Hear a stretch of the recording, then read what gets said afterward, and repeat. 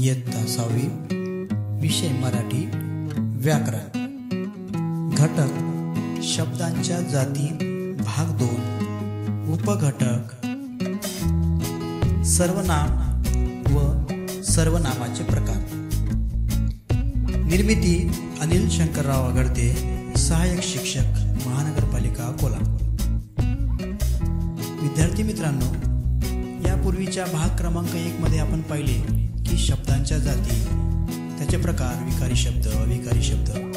विकारी शब्दाचे प्रकार नाम, सर्वनाम, विशेषण, क्रियापद. अविकारी शब्दांचे प्रकार क्रियाविशेषण अव्यय, शब्दयोगी अव्यय, भयान्वयी अव्यय, केवळ प्रयोगी अव्यय. विकारी शब्दातील नाम व नामाच्या प्रकाराबद्दल आपण माहिती पाहिली. त्यातील भाग सामान्य नाम, विशेष नाम, भावाचक नाम या सर्वांबद्दल आपण माहिती पाहिली. आज त्याच्या समोरचा भाग आपण पाहणार आहोत, सर्वनाम. सुरुवातीला आपण सर्वनामाची व्याख्या पाहू. व्याख्या: नामाऐवजी वापरल्या जाणाऱ्या शब्दांना सर्वनाम असे म्हणतात. उदाहरणार्थ, मी गावाला जाणार, आपण शाळेत जाऊया, त्याने चांगले काम केले.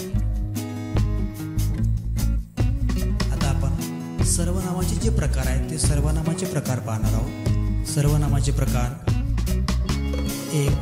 पुरुषवाचक सर्वनाम. 2. दर्शकवाचक सर्वनाम. 3. संबंधी सर्वनाम. 4. प्रश्नार्थक सर्वनाम. 5. सामान्य सर्वनाम. आणि सर्वनामाचा 6वा प्रकार म्हणजे आत्मवाचक सर्वनाम. विद्यार्थी मित्रांनो, यावर्षी आपल्याला पुरुषवाचक सर्वनाम, दर्शक सर्वनाम आणि संबंधी सर्वनाम याच प्रकाराचा अभ्यास करायचा आहे. त्यातील पुरुषवाचक सर्वनाम आपण पाहणार आहोत. पुरुषवाचक सर्वनामाचे सुद्धा 3 प्रकार आहेत. पुरुषवाचक सर्वनाम: प्रथम पुरुषवाचक सर्वनाम, द्वितीय पुरुषवाचक सर्वनाम आणि तृतीय पुरुषवाचक सर्वनाम.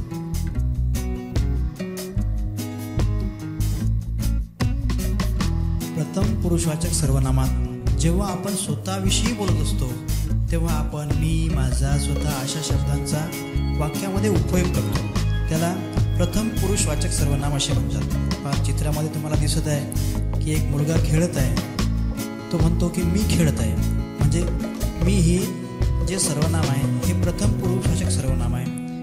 दुसऱ्या चित्रामध्ये बॉल सोबत खेळतोय, माझा चेंडू आहे. या ठिकाणी माझा हे प्रथम पुरुषवाचक सर्वनाम आहे. आणि जेव्हा आपण स्वतःविषयी बोलत असतो की मी, जर चित्रामध्ये लिहिलेलं आहे की मी स्वतः शोध लावला. दुसरा प्रकार म्हणजे द्वितीय पुरुषवाचक सर्वनाम. ज्यांच्याशी आपण बोलतो त्याच्याबद्दल जे सर्वनाम वापरले जाते त्याला द्वितीय पुरुषवाचक सर्वनाम असे म्हणतात. जसं आपण बोलताना वापरतो तू, तुम्ही, आपण. चित्रामध्ये दिसत आहे तुम्हाला, तो म्हणतो तू खाली उतरशील का. याच्यामधला तू हा जे आहे हे द्वितीय पुरुषवाचक सर्वनाम आहे. दुसरं उदाहरण म्हणजे तुम्ही खेळता का. या वाक्यातलं तुम्ही हे द्वितीय पुरुषवाचक सर्वनाम आहे. आपण याला पाहिलं का. या वाक्यातलं आपण हे द्वितीय पुरुषवाचक सर्वनाम आहे. या सर्वनामाच्या सगळ्या प्रकाराची आपल्याला ओळख असायला हवी. तिसरा प्रकार म्हणजे तृतीय पुरुषवाचक सर्वनाम. ज्यांच्याविषयी आपण बोलतो त्याला तृतीय पुरुषवाचक सर्वनाम असे म्हणतात. तो, ती, ते, त्या हे तृतीय पुरुषवाचक सर्वनामाचे प्रकार आहेत. उदाहरणार्थ, तो गाडी ओढतो, ती पुस्तक वाचत आहे, ते फूल आहे. या वाक्यातील तो, ती, ते हे तृतीय पुरुषवाचक सर्वनामाची उदाहरण आहे. विद्यार्थी मित्रांनो, आपण आज काय पाहिले. सर्वप्रथम आपण सर्वनामाची व्याख्या आणि त्याची काही उदाहरणं पाहिली. नंतर सर्वनामाचे प्रकार पाहिले. त्यातील पहिला प्रकार म्हणजे पुरुषवाचक सर्वनाम. दुसरा प्रकार म्हणजे दर्शक सर्वनाम. तिसरा प्रकार म्हणजे संबंधी सर्वनाम. चौथा प्रकार म्हणजे प्रश्नार्थ सर्वनाम.